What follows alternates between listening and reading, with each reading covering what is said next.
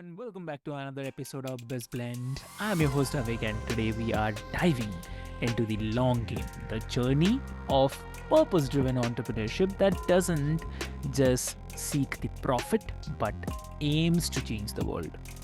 Yes. So, dear listeners, picture this: you have an idea, a doll, but not just any doll. It's a sports doll that encourages girls to be active, strong, and confident. Yes, sounds simple, right? But launching that idea means challenging an entire industry, breaking down the gender stereotypes, and even rewriting the rules of how we inspire the next generation, right? So, dear listeners, our guest today is a true barrier breaker, Jodi Bondi Norgaard. So, welcome to the show, Jodi. Oh, thanks for having me. I'm excited Lovely. to have this conversation. Amazing, amazing, Jodi, to have you here today. And before we delve deep into this amazing, amazing topic, I'll quickly love to introduce you to all the listeners. Dear listeners, Jodi, she is an entrepreneur, activist, TEDx speaker, and the author of More Than a Doll: How Creating a Sports Doll Turned into a Fight to End Gender Stereotypes. So, as the founder of Dream Big Toy Company and creator of the award winning Go Go Sports Girl dolls, Jodi's mission goes way beyond the toys.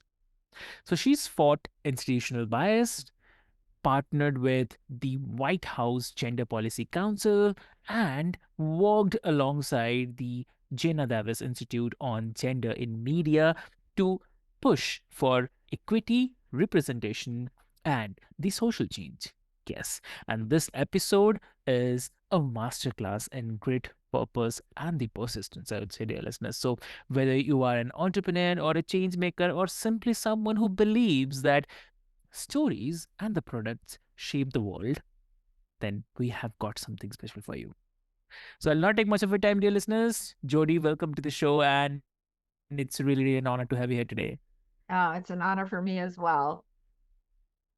Lovely, lovely. So Jodi, I mean, your journey, wow, started with simple yet revolutionary idea, a sports doll. Uh, but I'm sure it wasn't a smooth ride. So if you can take us back to that moment when you decided to challenge the status quo of the toy industry. Right, right. Yeah, and you are so right. It wasn't Yeah. smooth. I Mhm. actually thought I had like just a simple idea. I was filling a void in the market. So, I mean, it all stemmed from having an aha moment. So, people hear of, other, entrepreneurs having these aha moments. And I actually had one, and it just happened to be in a toy store. And I was with my daughter, and she was 9 at the time, and she had just gotten done playing soccer. So she was dressed in her soccer uniform, right? She had on her cleats and her shin guards, and her hair is in crazy messy pigtails. And I tell you this because she looked like a normal kid on a Saturday afternoon when we're running in the toy store because she needs a birthday gift for a party she's attending in 30 minutes, like one of those panicky parent moments. And we're running up and down the aisles when a line of dolls just stopped me in my tracks. They had on short skirts, crop top, belly button ring, big hair, lots of makeup. And I look at, my normal looking daughter, and I pick up one of these dolls, and the name on the hang tag was Lovely Lola. And I thought at that moment, there wasn't one parent out there that wanted their daughter to look, act, or be called Lovely Lola. And so I started picking up the other dolls in the line, and it was like Sizzle and Sue, and Cute Candy, and Dazzle and Destiny. And I thought, what in the world are we marketing to girls? And at that age, between 6, 7, 8, and 9, I started to see this discrepancy of products marketed to girls and products marketed to boys.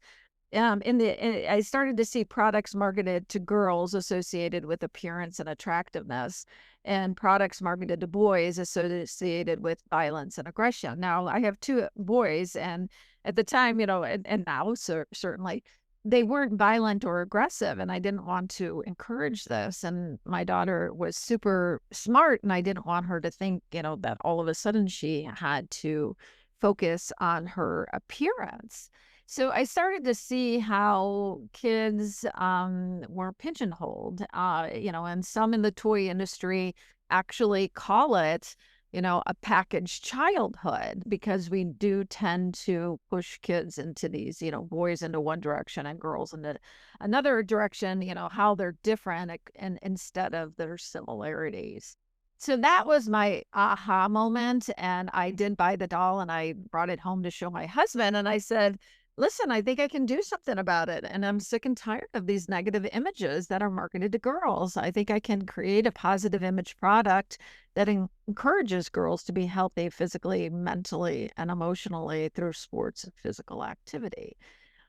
So just knowing that, the dolls out there weren't representing girls who they are right now, which was strong, smart, and adventurous.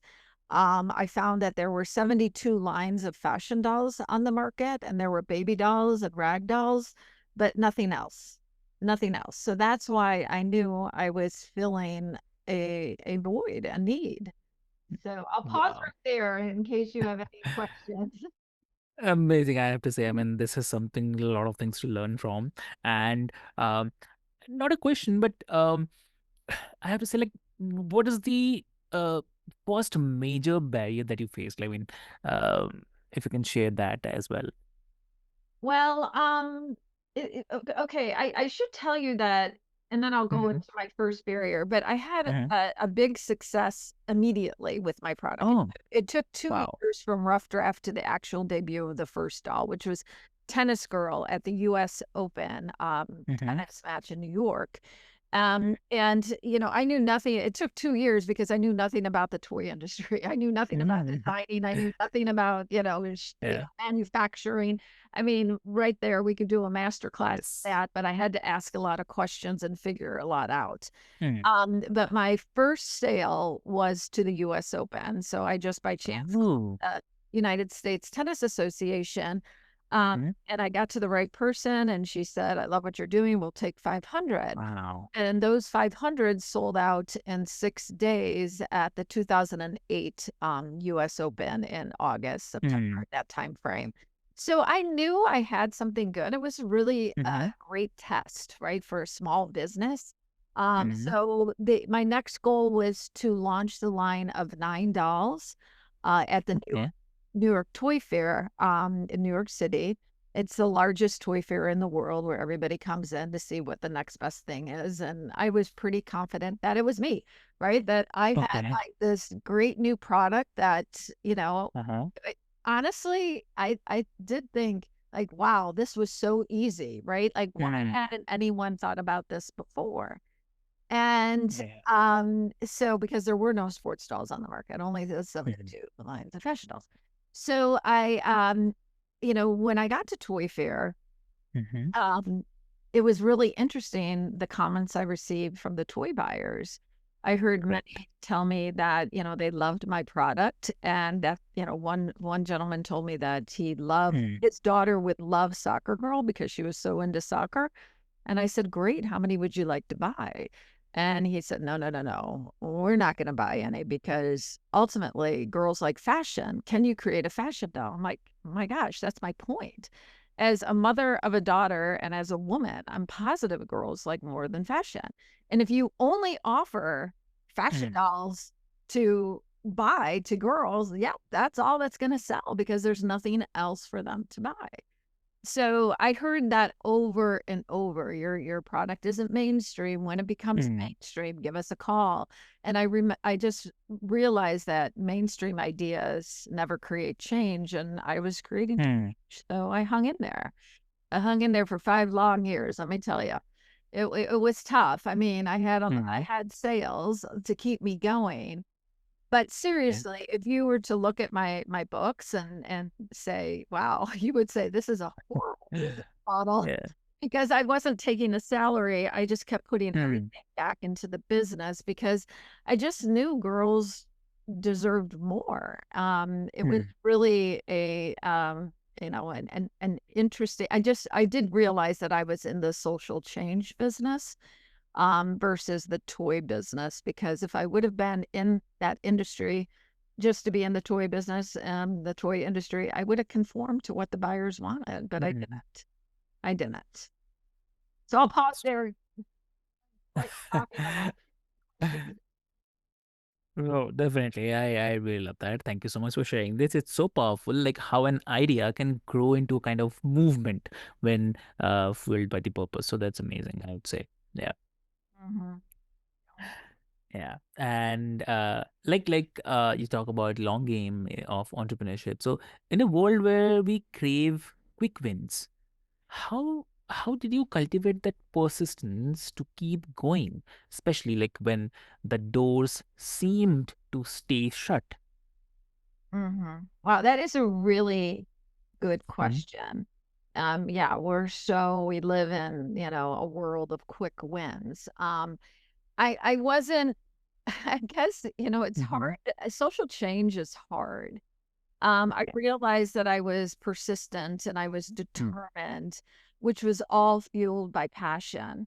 Growing up, I was surrounded by incredibly, smart, strong women, as well as incredibly smart, strong men. And I saw how hard the women needed to fight in our culture to be heard, while the men didn't have to work that hard to be heard. And it Mm. just didn't make sense to me. So, there were many situations as I look back at Mm. my entrepreneurial journey, and my life. There were so many situations that led up to that lovely Lola moment, aha moment. Mhm. I was just like, this is insane. If we to I've always believed that the Mm. table should reflect the society it represents. Yeah. So it should be equal representation. We would have greater balance if we did Mm. have equal representation at the table, whether it be, politically, business, social, True. uh, you know, family life, but we don't see that, and especially here in the States now, we are seeing Mm.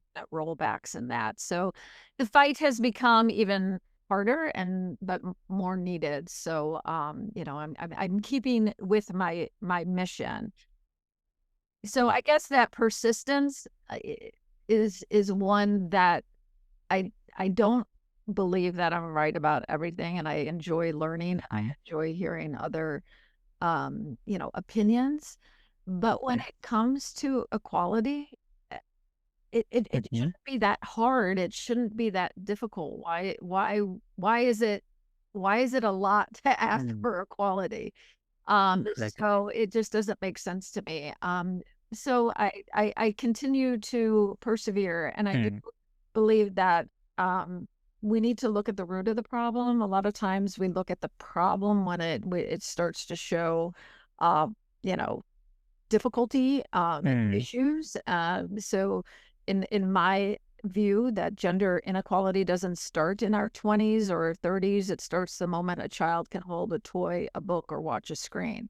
So my book is a lot about looking at the root of the problem, instead of looking at where we are right now. So it's helping that next generation to be Mm. more equal, more equitable in their thinking and their beliefs. Wow. Amazing. Yes. So, was there ever a moment when you felt like giving up? And what pulled you back to your mission? Like, if you can share. Oh, another good question. Yeah, I felt like giving up Mhm. quite a few times, and as I look back, there were many. I Mhm. in realistically, I should have given up many times. I've been doing this Mhm. now almost 20 years, and I'm it's still hard. Mhm. It's a big uphill battle. Um, Mhm. but I realized there was a discrepancy that I was living through. Okay. And that was the toy buyers were saying no because they didn't want to take the chance on Mhm. something new and different. And then I was in all these publications, national media, and winning all these Mm. top awards in the toy industry. So that just didn't make Okay. sense to me. Like, for instance, the Today Show called me and Mm. said, "We want to do a feature on you." I was in the New York Times. I was in the Chicago Okay. Tribune. I mean, I was in all these national media outlets.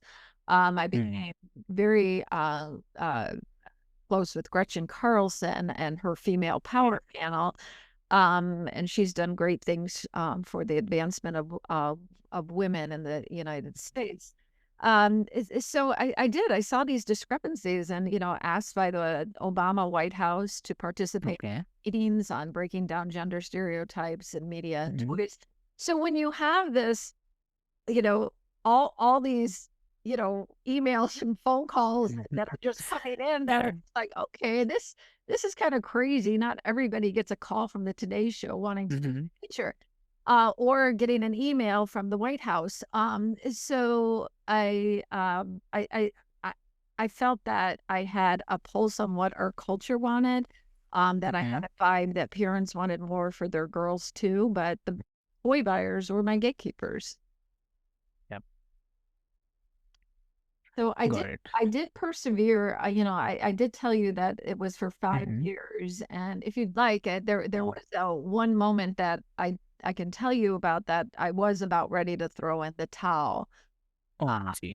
and that was at a 5-year mark, and, I just had this crazy opportunity Mm. at Toy Fair again, uh, to Uh-huh. to pitch to 3 Walmart buyers, and I had 5 minutes. And Mm. I gave them my best pitch, and, after the 5 minutes, they said, "This is a winner. If you could Mm. write books to go 6 books to go along with 6 of the dolls, package them together, we'll put them in Walmart stores." So I did, and that was an amazing opportunity, and I loved working with Walmart. They did such Mm. a wonderful job in working with me, and it's hard to they have their retail link system is like learning another language. Yeah. Very, very difficult, but they were very, helpful to set me up and get me Mm. through that. But, yeah, so that's I'm glad I I persevered Yeah. because it was about 500 no's, and all it took was 1 yes. Wow. What a great saying, I'd say. And I have to say that that's such a relatable feeling for anyone who is building something meaningful. So there's always that tension between hope and the doubt. So, Mhm. yeah, exactly. So, lovely. So, and also, I'd love to talk about your book more than it all. Is definitely both a memoir and call to action as well. So, for the listeners who might feel like their impact is too small to make a difference, so what's the one piece of advice would you offer to help them lean into their mission? Oh my gosh, I don't think any impact is too small, to be Mm, honest, because you don't know if that small impact is going to create a bigger impact down the road. mm, I know a lot of people. I was guest lecturing at mm, Indiana University in okay, Bloomington, Indiana, a couple weeks ago, in their masters, their entrepreneurial masters program. mm, It was really interesting to hear. There were about 20 students from all over the world, in mm, this program, and all but maybe three wanted to start a business that had a social impact, which I was thrilled to hear. I think a lot of people realize that there mm, are so many, areas that need help and assistance, and they want to make a difference. yeah, I think that's a great human quality, and I think there is something that will build in the next couple decades, at least I hope, mm, that there will be more of a socially responsible, uh, mm, entrepreneurial business model that okay, will come together. The United right, States is built on capitalism, so it's about how can mhm, we make more money? How can we make more money? And I don't think that's always fulfilling, and maybe for some, Yeah. but it may not be for a lot of people. So I do believe that there's going to be this intersect of entrepreneurialism and social impact, and we're going to see more of that. So I think my book gives a blueprint for that. Uh, Mhm. and it also gives a blueprint for creating change. I worked very hard on it, had multiple editors. You know, it's very hard to write a good book. Yeah. You just don't. It doesn't take 2 weeks, right? It takes 4 years. So, yeah, it's business. It's also, like you said, a memoir, but Mhm. it's not about me. It's about a message. It's about a mission. It's about creating change. Hmm. Exactly. Wow. So, amazing. And um, also, like, this might sound contradictory, but it's not actually. Some people argue that business and activism shouldn't mix, that it, I mean, alienates customers or um, complicates the growth. So, how do you respond to that who believe that staying neutral is the safe route or safe option? That's another good question because you don't want to, Hmm. um, mm, right now you don't want, as a business, you don't want to be political, right? But I do think that the majority, Hmm. I think you can do that without offending people. If that's Okay. if that's what, you're worried about. I think it's okay to be, green if that's what Hmm. your product mission is. That's going to attract certain people. And you're not going to please everyone. And you Yeah. don't have to be, you can always, I always feel like you can get a message across in a very kind way, in a very powerful way. And it doesn't Hmm. have to be aggressive. And it doesn't have to be alienating of some. It's just figuring out how what that is, and Hmm. finding the right way to present. It's just about figuring out how to go about it being smart, right? And being Yeah. empathetic and recognizing the emotion that may be attached to it. Because if you do have a social responsible business and activism business, there's going to be emotion involved for Hmm. people. And again, you're not going to please everyone. I mean, I get negative remarks every now and then, and it's just, I just kind of chalk it up to, Hmm. oh well, they don't. That's okay. But I think I'm appealing to more people than not. Exactly. Amazing. Amazing. So, Jody, thank you so much for sharing your incredible journey with us and the highs, the hurdles, and the heart behind it all. And your story is a kind of shining example that persistent truly pays off when it's rooted in purpose. So, Jody, if someone wants to connect with you, how they can connect? Well, they can connect on social media, LinkedIn, Instagram. I write on Substack. I write for Ms. Magazine. Hmm. So you can connect with me there. You can shoot me an email, send me a note. Um, would love to hear from people. Love their ideas. Wow. Lovely. So, dear listeners, I'll put all the links into the show notes for your easy reference. And if this episode has resonated with you, then share it with someone who's dreaming big or breaking the barriers of their own. And also be sure to grab a copy of Jody's book. I'll definitely suggest more than at all because change begins in the childhood, but it lasts for a long time and the lifetime. So, with this hope, until next time, stay persistent, stay purposeful, and keep living your healthy mind and the healthy life.